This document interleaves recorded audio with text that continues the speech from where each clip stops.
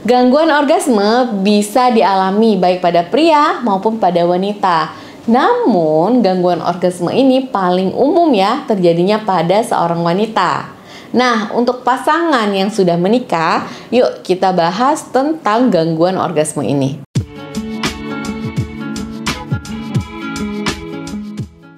Hai, Assalamualaikum sahabat sehat. Apa kabarnya nih? Semoga teman-teman selalu sehat ya.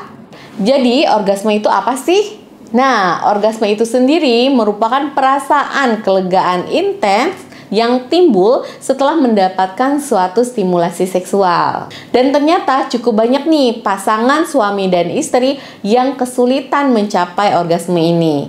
Gangguan orgasme ini sendiri itu merupakan suatu kondisi di mana seseorang kesulitan untuk mencapai orgasme padahal sudah mendapatkan cukup nih rangsangan seksual ataupun stimulasi seksual. Tanda dan gejala utama dari disfungsi orgasme ini yaitu ketidakmampuan oleh seseorang untuk mencapai suatu orgasme pada saat melakukan hubungan biologis dengan pasangannya, atau teman-teman kesulitan dan lebih lama nih untuk mencapai orgasmenya pada saat sedang melakukan hubungan biologis dengan suami. Ada beberapa jenis dari orgasme ini. Yang pertama, anorgasmia primer. Kalau yang primer ini kondisi di mana seseorang tidak pernah mengalami orgasme sama sekali. Jadi dia belum pernah tuh mencapai klimaks pada saat melakukan hubungan biologis dengan suaminya atau dengan pasangannya gitu ya. Kemudian jenis yang kedua itu anorgasmia sekunder.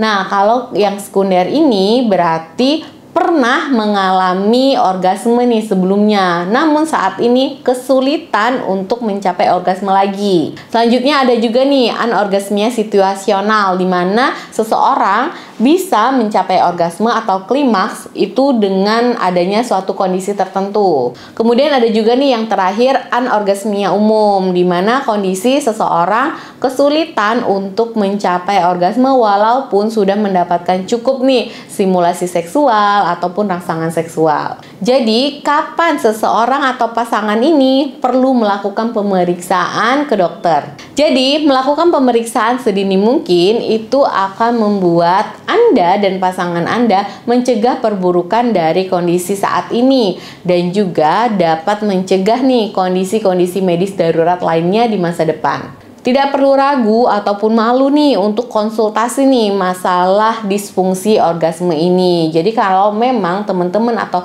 pasangannya mengalami disfungsi orgasme, boleh langsung konsultasi ke dokter, bicaralah gitu ya. Nanti bicaranya dengan santai, dokter juga akan memberikan motivasi, kemudian memberikan penjelasan nih mengenai kondisi Anda ataupun pasangan Anda. Ingat ya, kondisi tubuh seseorang itu berbeda-beda. Walaupun mungkin keluhan atau gejalanya itu sama, namun tetap pemeriksaan secara langsung itu harus dilakukan. Bagaimana gangguan orgasme atau disfungsi orgasme ini ditegakkan diagnosisnya? Jadi untuk mendiagnosis nih suatu masalah kesehatan gitu ya atau suatu penyakit, dokter pertamanya pasti akan melakukan anamnesis, di mana dokter akan memberikan beberapa pertanyaan, melangsungkan beberapa tanya jawab nih dengan teman-teman tentang keluhan dan kondisi saat ini ataupun kondisi-kondisi penyerta lainnya pada saat sebelumnya atau masa lalu gitu ya.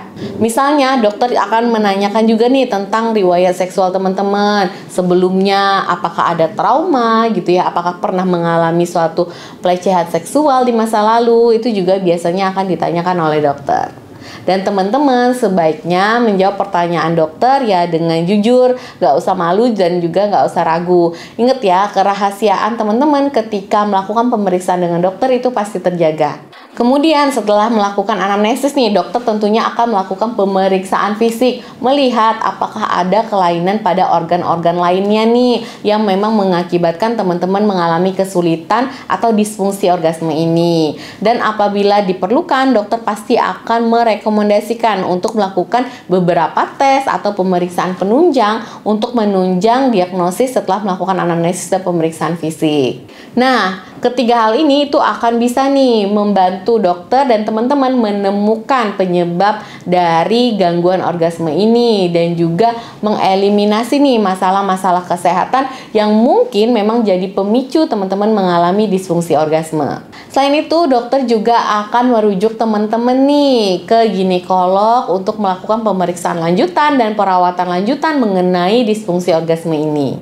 Nah, penanganan yang bisa dilakukan untuk teman-teman yang mengalami disfungsi orgasme ini ya, tentunya berdasarkan atau tergantung dari penyebab si disfungsi orgasme itu sendiri. Yang pertama, jelas kalau udah tahu nih penyebabnya, kita akan mengatasi kondisi yang menyebabkan disfungsi orgasme ini. Jadi diatasi nih kondisi yang menyebabkannya. Misalnya mengalami suatu endometriosis gitu ya, seperti di video saya sebelumnya tuh tentang kesulitan orgasme pada wanita.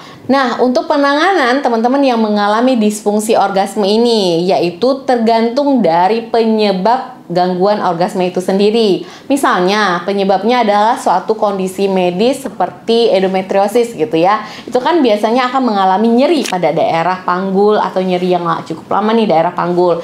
Nah, itu kalau diatasi endometriosisnya, ditangani penyebabnya, itu akan mengembalikan lagi nih kenikmatan seksual atau hubungan biologis yang teman-teman sempat rasakan atau belum pernah rasakan. Selanjutnya, kalau memang teman-teman sedang mengkonsumsi obat-obatan yang golongan SSRI gitu ya, seperti di video saya sebelumnya yang 4 penyebab wanita sulit untuk mengalami orgasme yang ini gitu ya.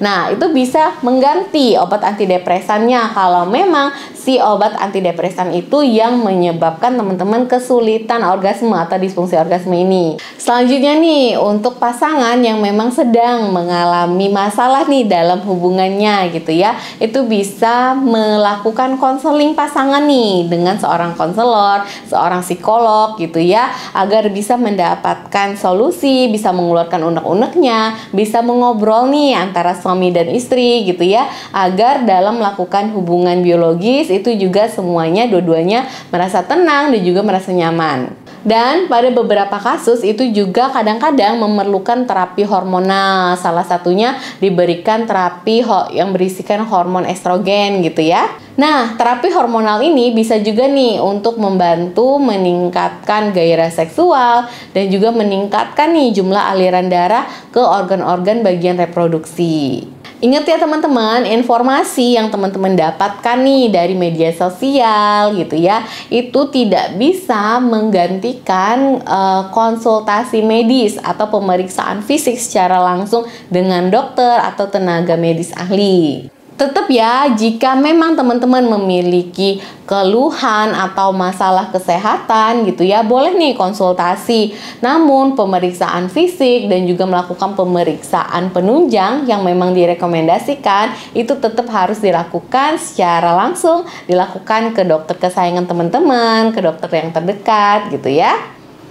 Oke teman-teman, sampai di sini dulu ya video saya kali ini. Semoga video saya bermanfaat. Terima kasih ya untuk teman-teman yang sudah menonton video ini sampai habis. Yang belum subscribe, subscribe dulu nih channel Dr. WSW. Wassalamualaikum.